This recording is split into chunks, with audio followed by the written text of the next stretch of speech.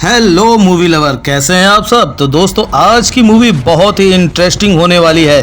Channel पर नए हैं तो सब्सक्राइब कर लीजिएगा ऐसी ही धमाकेदार मूवी देखने के लिए। कहानी शुरू करते हैं। तो कहानी की शुरुआत 11 नवंबर 2003 से होती है, जहां हम वर्गीस पीटर नाम के एक केरला पुलिस कांस्टेबल को देखते हैं, जो कि कुछ लोगों से बचकर भाग रहा होता है। अब शॉकिंग बात ये थी कि वो एक्चुअल में खुद पुलिस वालों से ही बचकर भाग रहा था। वो बचने की काफी कोशिश करता है, यहाँ तक कि वो जंगल में भी चला जाता है, पर कुछ टाइम बाद वो लोग उसे सब तरफ से घेर लेते हैं और उसे एक जगह पर लेकर आया जाता है। फिर वो उसे बहुत बुरी तरह मारते हैं और चेयर से बांधकर सभी उससे सवाल पूछने लगते हैं। तभी उन्हें उसके बैग से कुछ डॉक्यूमेंट्स मिलते हैं, जिन्हें देखकर उनके होश उड़ जाते हैं। यहाँ वर्गीस बार बार सिर्फ एक ही बात रिपीट करता रहता है कि सच एक दिन सामने जरूर आएगा। अब वर्गीस के साथ क्या हुआ, वो कैसे सिचुएशन में फंस गया, ये सब हम आज की हमारी कहानी नारी बेटा में जानेंगे। फिर कहानी यहाँ से 2 साल पहले शिफ्ट होती है, जहाँ हम कुछ ट्राइबल लोगों को देखते हैं, जो कि बेसिकली बहुत ज्यादा गरीब होते हैं। अब यहाँ ये लोग बहुत ज्यादा प्रॉब्लम में थे, क्योंकि उस जगह पर रहने वाले अमीर और पावरफुल लोगों ने उनका जीना दुश्वार कर दिया था। ये प्रॉब्लम इतनी ज्यादा बड़ी थी कि अमीर लोग उन्हें काम करने के लिए भी बाहर जाने नहीं देते थे, और वो ट्राइबल लोग बेचारे उस जगह पर उगने वाली किसी भी चीज को बाहर भी नहीं बेच सकते थे। अब एक बार उन्हीं के बीच के एक आदमी ने एक अमीर आदमी के खेत से सिर्फ 6 रुपए की सुपारी ले ली, जिसका रिजल्ट ये हुआ कि उसे वो पकड़कर पुलिस स्टेशन ले गए। उस वक्त उन्हीं के साथ रहने वाली एक शांति नाम की औरत ने उसे जेल से बचाया था, और शांति जिस जगह पर रहती थी उसे अपने नाम करवाना चाहती थी, और वो ये काम वो अपने मन से नहीं कर रही थी, बल्कि गवर्नमेंट ने खुद ये बात कही थी कि वो उन सभी लोगों को वो जगह दे देंगे। बट कोई भी काम इतनी आसानी से हो जाए तो क्या ही बात है। खैर, अब वो उन सभी ट्राइबल लोगों को ये बात समझाती है कि ये प्रॉब्लम ऐसे सॉल्व नहीं होने वाली, बल्कि इसके लिए हमें तिरुवनंतपुरम जाकर गवर्नमेंट के सामने अपनी बात रखनी होगी, और अब बस यही एक लौता ऑप्शन है उनके पास। अब यहाँ सभी लोग शांति की बात सुनते और समझते थे, क्योंकि वही थी जो उनके लिए बोलती थी। फिर अगले सीन में हम एक बार फिर इस मूवी के लीड एक्टर वर्गीस को देखते हैं, जिसे हमने मूवी की शुरुआत में देखा था। अब यहाँ वर्गीस एक दूसरे गाँव में रहता है। वो बहुत ही टैलेंटेड और स्मार्ट है, और उसकी नैन्सी नाम की एक गर्लफ्रेंड भी है। नैन्सी बैंक में काम करती है और वो वर्गीस से काफी प्यार भी करती है। दोनों ही हाई स्कूल से एक दूसरे को जानते हैं। वो साथ आते जाते हैं, और वर्गीस को इस बात पर बहुत प्राउड है कि उसकी गर्लफ्रेंड काम करती है। खैर, अब वो दोनों एक साथ काफी खुश होते हैं, पर यहाँ इन दोनों के बीच एक मेजर डिफरेंस था, जो था कि नैन्सी बहुत ज्यादा अमीर थी और वर्गीस बहुत ही ज्यादा गरीब। सिचुएशन ये थी कि जब जब वर्गीस को पैसों की जरूरत होती थी तो नैन्सी उसे अपने पास से पैसे लाकर देती थी, और वर्गीस के घर में उसकी माँ और मामा थे। उसका सिलेक्शन बहुत सी क्लर्क और पुलिस कांस्टेबल्स की जॉब में होता रहता था,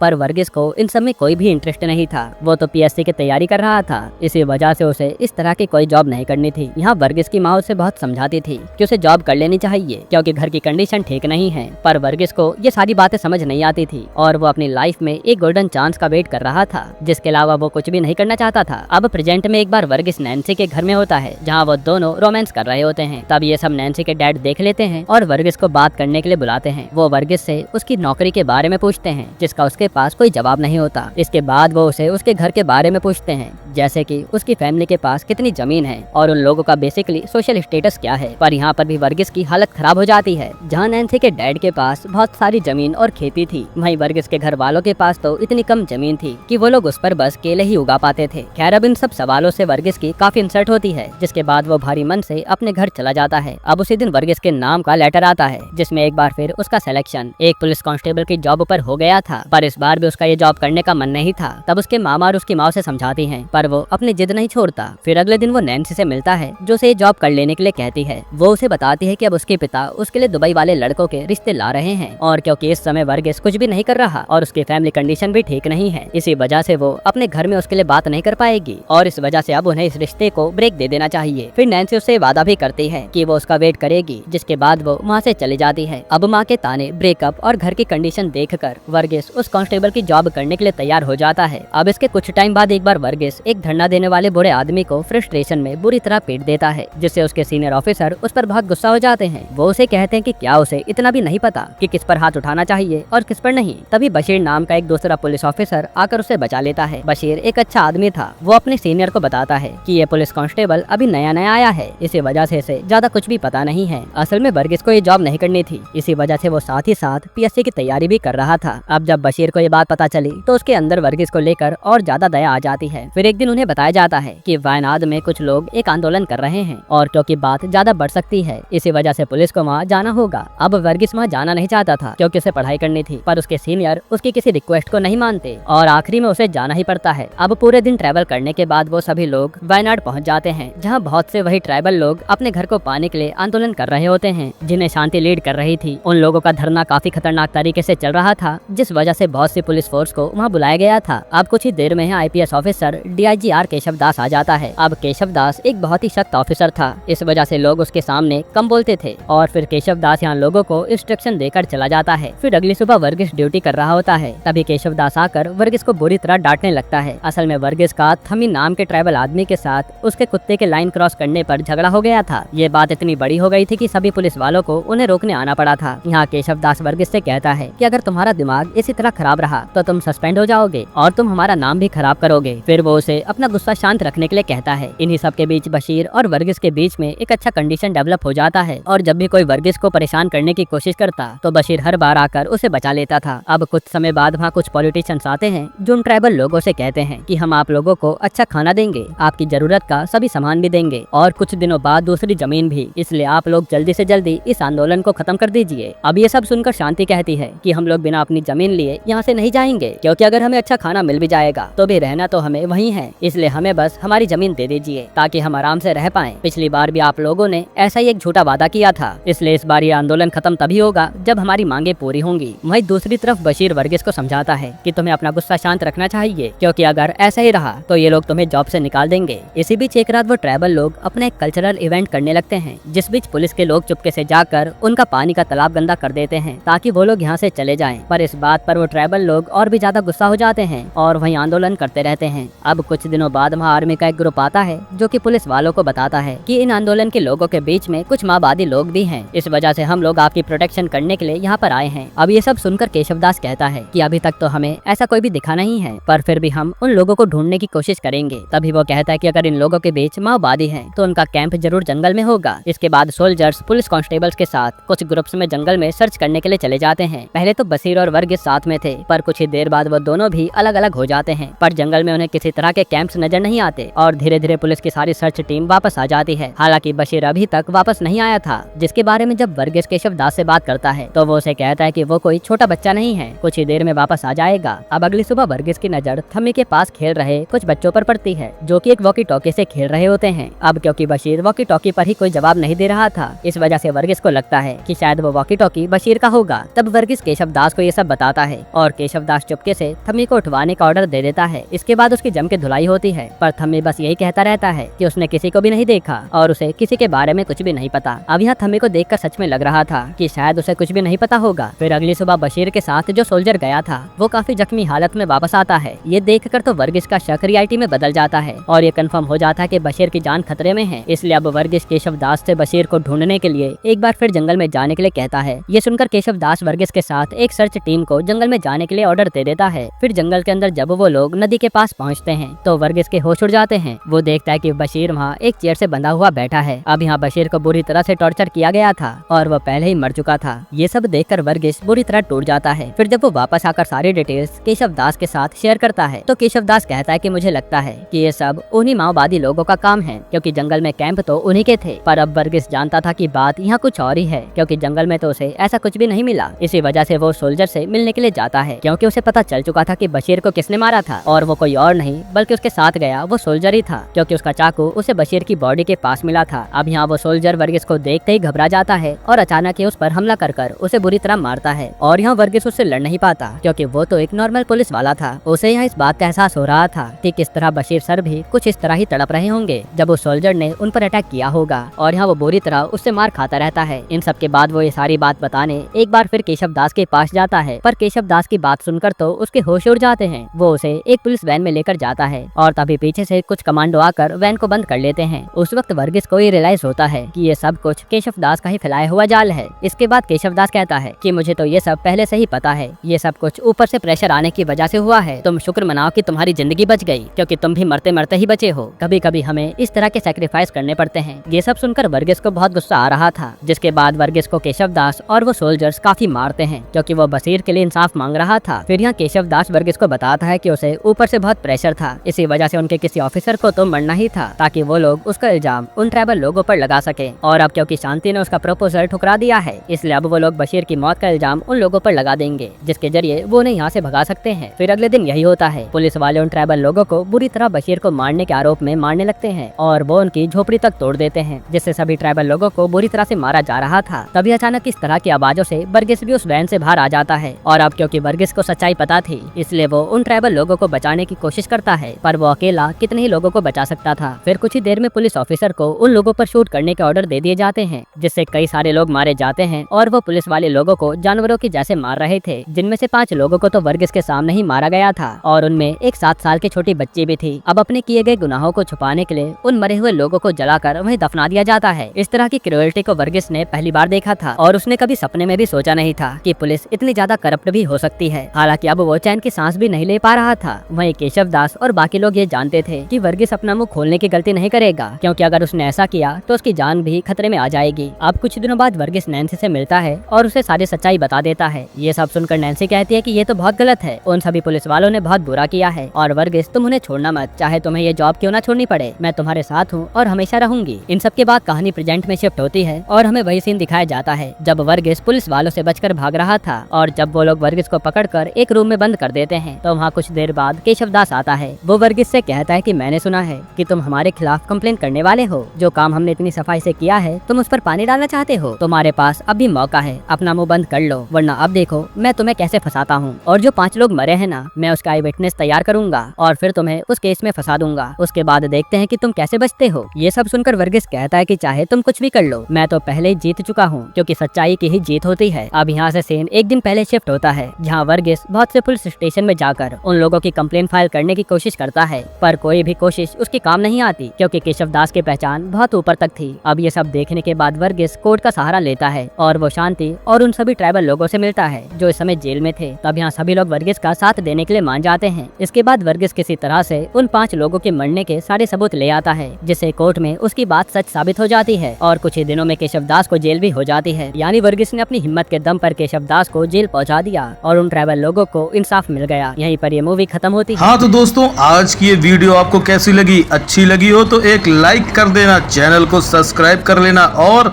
अपने दोस्तों के साथ शेयर जरूर करना। मिलते हैं नेक्स्ट वीडियो में।